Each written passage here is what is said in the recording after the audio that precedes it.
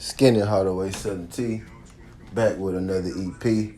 Y'all do your boy a favor, y'all smash that like button for your boy when you roll on in. Whether you're here for a good time or a long time, I greatly appreciate you sliding through.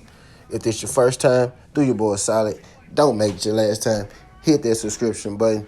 We talk this good MMA, boxing, sports, prediction, parlays every single day, not just today. Today, I'm here with some boxing news that you could use, right? I did a video a while back, about Monster Inoue. I was about to say Luis Nery. I'm jumping the gun, right?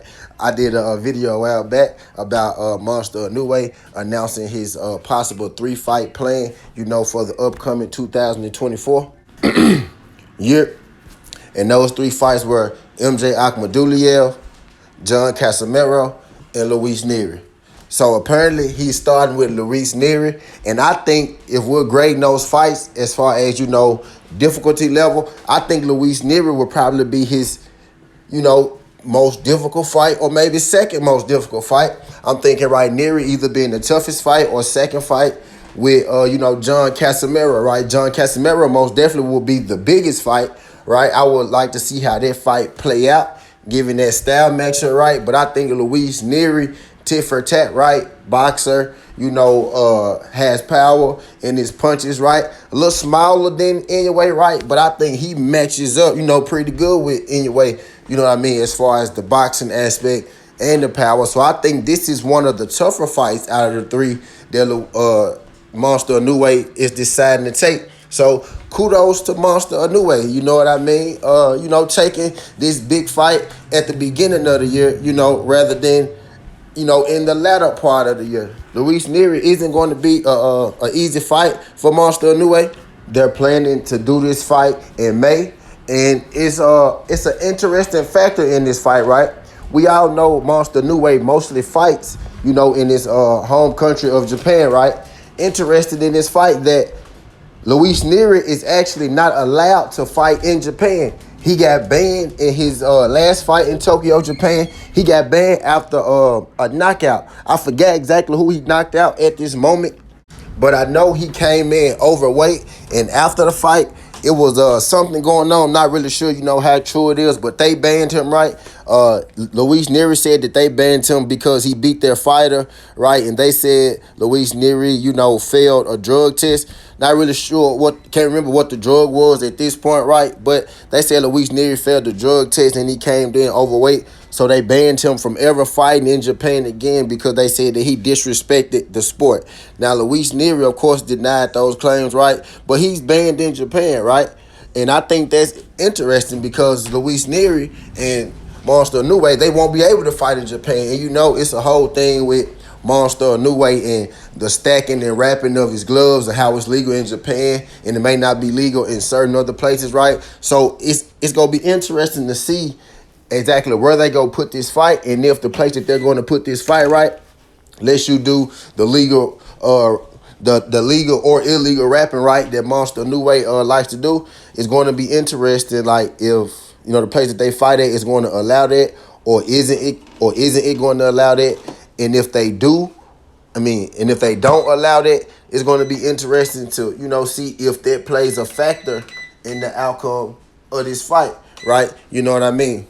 Because I think while Monster Inoue is a top 3 pound-for-pound fighter, I have him number 2 on my list behind Terrence Crawford.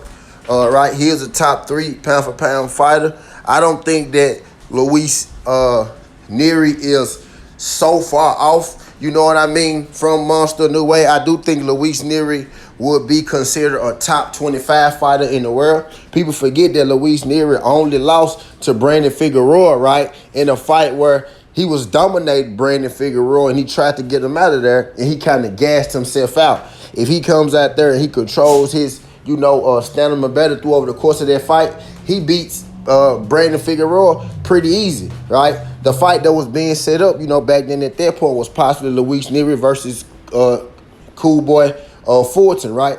So I don't think it's a surprise at all that after Monster Inoue fights Cool Boy Fulton, now he comes around and he fights Luis Nery, because around those lower divisions, those are two of the bigger names. So this fight makes a lot of sense. This is also a fight that I call for, right? So when Monster Inoue mentioned that he will probably be fighting Luis Nery and MJ and John Casimiro, right?